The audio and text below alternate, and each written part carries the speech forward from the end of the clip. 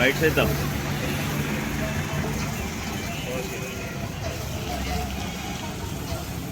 Bus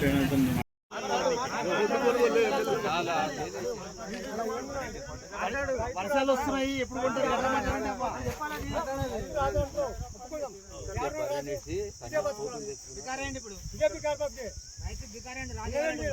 ప్రభుత్వం ఏం చేయమంటే మనం గొట్టలు చేసి అడగాలి, అడగాలి ఎందుకు అడగాలి. జై తెలంగాణ, జై తెలంగాణ.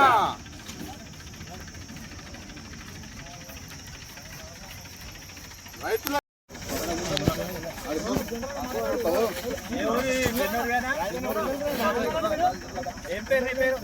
ఎంత జరుగుంటే అందరూ ఇట్లా పెట్టిండ్రు. రైతు బంధు అయితే మాటలు 60,000 ఇచ్చి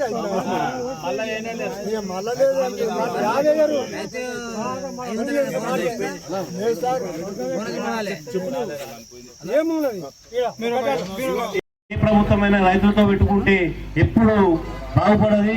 రైతులు మీకు అండగా ఉంటేనే మీకు బతుకు తెరువు ఉంటుంది. కాబట్టి అన్నం పెట్టే రైతుకే మీరు సున్నం పెడితే మీకు సున్నం పెట్టి ఇంటికి పంపించే దినాలు కూడా మీకు రైతులకు వెంటనే రైతుల వడ్లను వెంటనే రైతుల వడ్లను వెంటనే రైతుల వడ్లు వెంటనే రైతుల వడ్లు వెంటనే రైతుల వడ్లు వెంటనే. ఇప్పుడు ముద్దాయిపేట మాజీ సర్పంచ్ పిచ్చన్న గారు మాట్లాడాల్సిన కోరుతాం. 3,000 మందికి ఎవరైతే రైతులు చనిపోయినరో వాళ్లకు 5-5 లక్షల రూపాయలు ఇచ్చిన ఘనత కేసీఆర్ ది, తెలంగాణ రాష్ట్ర ప్రభుత్వాన్ని అని చెప్పేసి కూడా ఈ సందర్భంలో చెప్పక తప్పదు. మరి ఈ రాష్ట్రంలో 5,700 కొనుగోలు కేంద్రంలో ఏర్పాటు చేసి మరి ఆఖరి గింజ వరకు కూడా కొన్న ఘనత కేసీఆర్ గారిది. మరి అదే విధంగా ప్రతి నియోజకవర్గంలో ప్రతి మండలంలో రైతు వేదికలు కట్టి మరి రైతుల ఒడ్లు మరి లిఫ్ట్ చేసి మరి వాళ్ళ ఒడ్లు వాళ్లే కొని మరి మీకు 10-15 రోజుల్లో డబ్బులు ఇచ్చే విధంగా కేసీఆర్ గారి ఒక పరిపాలన ఉన్న సంగతి ఈరోజు తాండూరు నియోజకవర్గ ప్రజలు, తెలంగాణ ప్రజలందరూ కూడా కోరుకున్నారు. మరి అందరు కూడా అన్ని విషయాలు చెప్పారు. రైతులకు ధాన్యం కొంటలేరు, అధికారులు సహకరిస్తలేరు, సంచులు ఇస్తలేరు, ట్రాక్టర్లు వస్తలేవు అని చెప్పేసి అనేక విషయాలు చెప్పారు. దీని వెనుక వేరే మతలం ఉన్నది.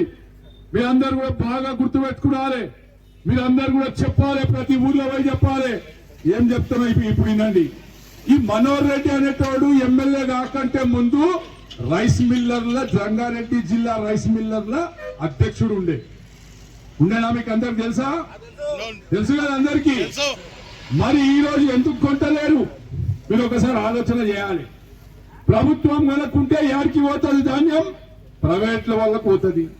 ప్రైవేట్ వాళ్ళకి లాభం చేయాలి అంటే ఎమ్మెల్యే ఏం చేయాలి?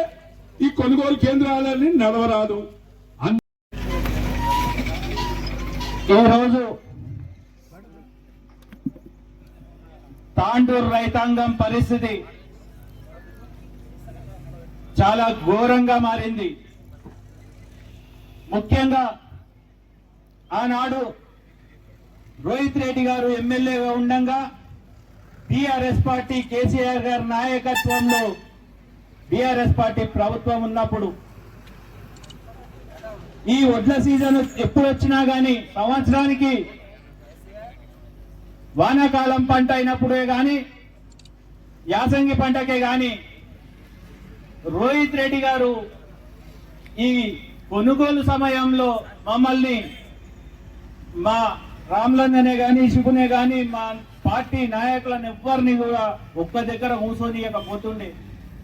ఏ ఊర్లో ఏం సమస్య ఉన్నది, ఎక్కడ సంచులు తక్కబడ్డాయి, ఎక్కడ కొనుగోలులో అవకతవకలు జరుగుతున్నాయి, ఎక్కడ రైతుల నుంచి ఆరోపణలు వస్తున్నాయి, ఇవన్నీ ప్రతిసారి రివ్యూ మీటింగ్లు పెట్టుకుంటా ఇవన్నీ అప్డేట్ చేస్తుంటూ ఎక్కడికక్కడ సమస్యలను తీరుస్తూ, ముఖ్యంగా ఎక్కడైనా బార్దాన్ లేకపోయినా గానీ, లారీలు అవైలబుల్ లేకపోయినా గానీ ప్రైవేట్ లారీలను కూడా హైర్ చేసుకొని లారీల్లో ఒడ్లు తరలించే కార్యక్రమము గతంలో మన ప్రియతమ నాయకుడు రోహిత్ రెడ్డి గారు చేస్తుండే. కానీ మన దురదృష్టవశాత్తు ఇక్కడ గెలిచిన ఎమ్మెల్యే మనోహర్ రెడ్డి గారు గతంలో రైతు అయినప్పటికీ, ఒక మిల్లర్ అయినప్పటికీ, రైతుల సమస్యలు తెలిసిన వ్యక్తి అయినప్పటికీ ఈ సమస్యలు ఏవి కూడా పట్టించుకోకపోవడం ఎందుకని చెప్పి మనం అందరం ఆలోచన చేయాల్సిన అవసరం ఉన్నది. ఎందుకంటే ఇక్కడ తాండూరు రైతాంగానికి ఒక పెద్ద మోసం జరుగుతున్నదనే విషయం ఈ సందర్భంగా నేను తెలియజేయదలుచుకున్నా.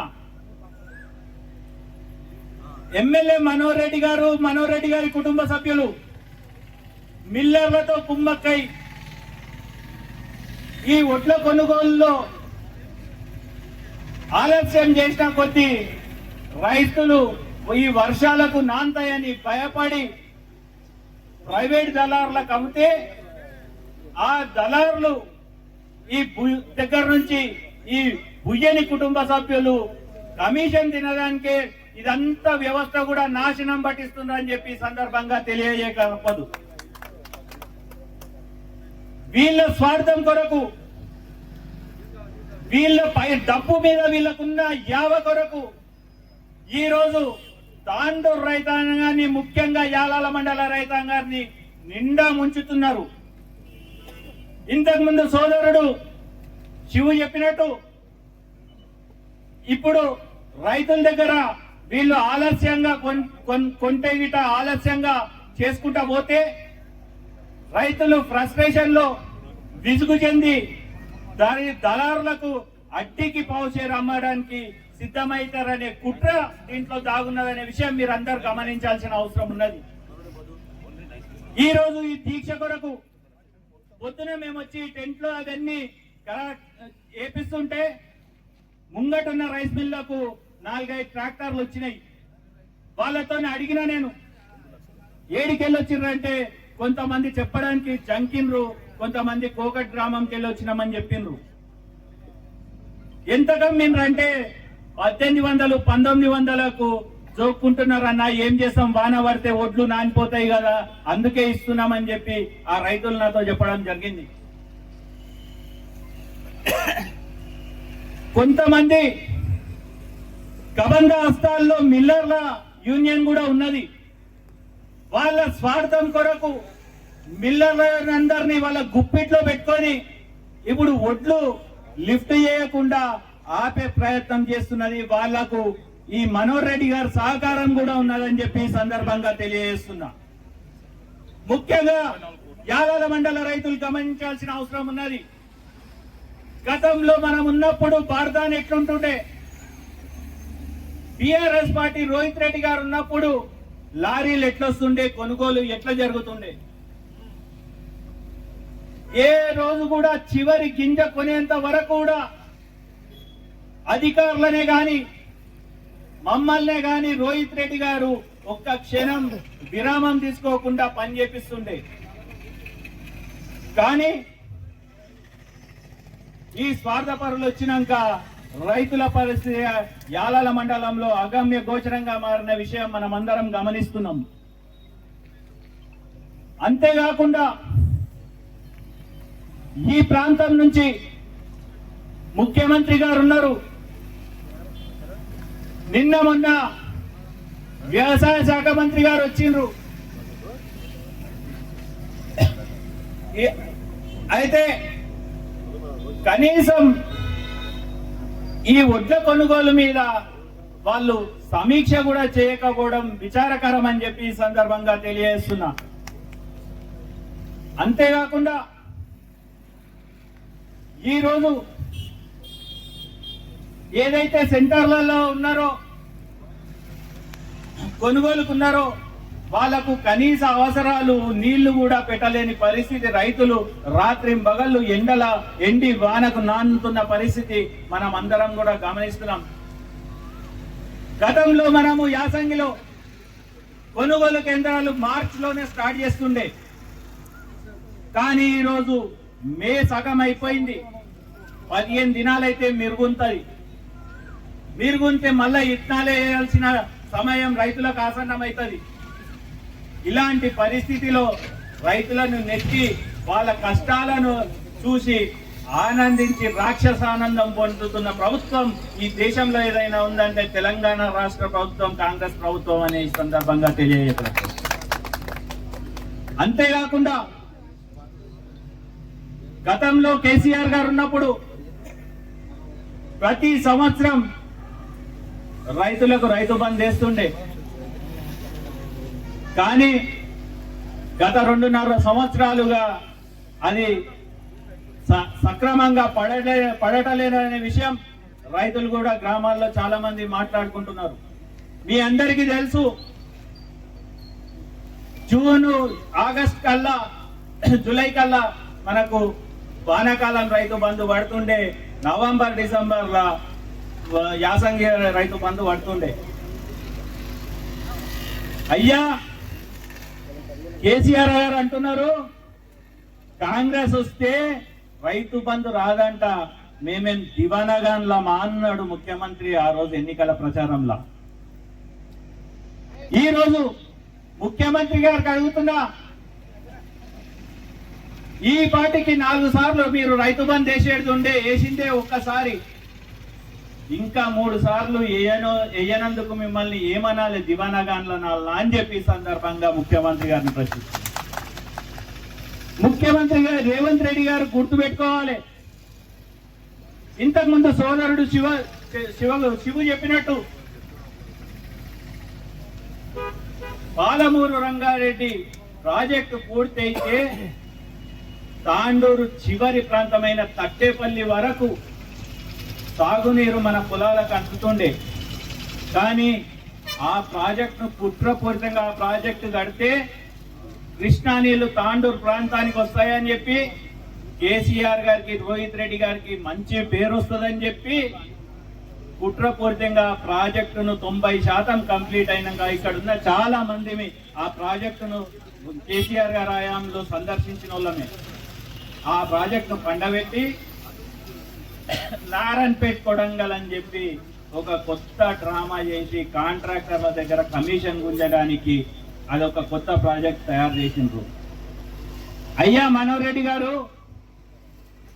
మళ్ళా మీరు అసెంబ్లీలో ఆ విషయం ఈ విషయం మాట్లాడతారు కదా, మరియు ఒక్కసారన్నా ఈ ప్రాంతం మీద మీకు ప్రేమ ఉంటే కనీసము కొడంగల్ కట్టిన కృష్ణా నీళ్లు తాండూరుకి ఎట్లా రావని చెప్పి ముఖ్యమంత్రి గారిని ఒక్కసారి అన్న అడిగిన పాపాన పోయినరా అని చెప్పి సందర్భంగా ఎమ్మెల్యే గారిని ప్రశ్నిస్తున్నాం. ఎమ్మెల్యే గారు ఇవన్నిటికీ కూడా సమాధానాలు చెప్పాల్సిన ఉంటది. ఈ దొంగ మాటలు, మభ్యపెట్టే మాటలు బంద్ చేసుకోండి. కానైనా ముఖ్యంగా మరి ఎందుకు కాంగ్రెస్ పార్టీకి మీరు మద్దతు ఇవ్వాలి? రెండోది, ఈ రేవంత్ రెడ్డి కాంగ్రెస్ వాడు కూడా కాదు. మీరు చూసిరు మొన్న, ఇంతకుముందు రాయన్న చెప్పిండు, నరేంద్ర మోడీ సభలో రేవంత్ రెడ్డి పక్కన కూర్చున్నప్పుడు మోడీ గారు అన్నారు, నువ్వు నాతో కలిసిరా, నిన్ను ఏడికో తీసుకుపోతా అన్నాడు. అదే సినిమాలో త్రిషన్ అంటాడు కదా, బ్రహ్మానంద మాతో వస్తే ఎక్కడికో తీసుకుపోతాను, అట్లా తీసుకుపోతా అని అన్నాడు. అంటే ఏంటి దాని అర్థం? ఈ రేవంత్ రెడ్డి నరేంద్ర మోడీతో పోయేటోడే, ఖచ్చితంగా పోతాడు. కాంగ్రెస్ నాయకులు మీరు తెలుసుకోండి, మేము ఇట్లా సభలు పెట్టినాం, ప్రెస్ మీట్లు పెట్టినాం, మాట్లాడిన తెల్లారి మీరు అందరు కట్టగట్టుకుని వస్తారు, ప్రెస్ పెడతారు, అదే రోడ్డ కొట్టుడు మాటలు మాట్లాడతారు. ఆయన ఆడ గెలవలేడు, ఈయన ఈడ గెలవలేడు, గెలిచి మీరేం బిక్తున్నారా? నేను అడుగుతున్నా, ఏం బిక్తున్నారు మీరు గెలిచి? మీరు ముఖ్యమంత్రి ఉన్నారు, ఈ జిల్లా వికారాబాద్ జిల్లాకు సంబంధించి ఒక స్పీకర్ ఉన్నాడు, ఒక ముఖ్యమంత్రి ఉన్నాడు, ఒక ఎమ్మెల్యే ఉన్నాడు. ముఖ్యమంత్రి కుటుంబంలోనే 4 ముఖ్యమంత్రులు ఉన్నారు, ఎమ్మెల్యే ఇంట్లోనే 2 ఎమ్మెల్యేలు ఉన్నారు. ఏం బిక్తున్నారు మీరు? కాబట్టి రేపు ప్రెస్ మీట్ కొట్టే కాంగ్రెస్ నాయకులకి నేను ముందే చెప్తున్నా, మేము లేవనెత్తిన సమస్యల మీద మాట్లాడండి, ఫాల్తూ విమర్శలు చేయకండి. ఎవరు పట్టించుకోవట్లేదు మిమ్మల్ని. ఈరోజు రైతులు మీరు రోడ్డు మీదకి వస్తే గల్లా పట్టుకుని కొడతారు. ఈరోజు అంత కోపంగా ఉన్నారు. ఆడేవడో అధికార తాండూరు నియోజకవర్గ అధికార ప్రతినిధి అంట, న్యాయవాది, మళ్ళా సిగ్గు కూడా లేదు ఆయన.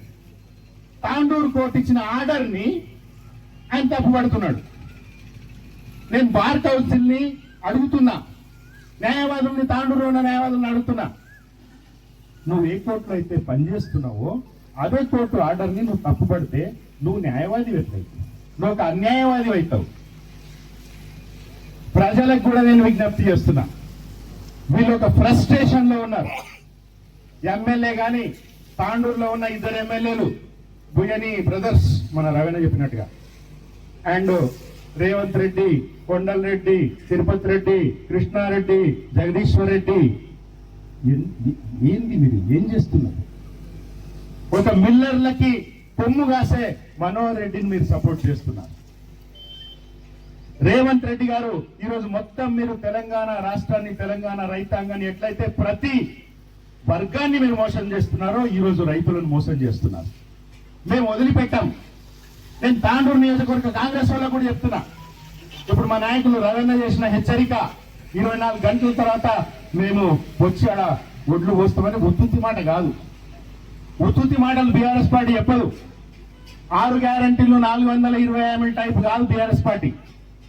ఖచ్చితంగా ఈ హెచ్చరిక ఖచ్చితంగా 100% మేము చేసి చూపిస్తాం.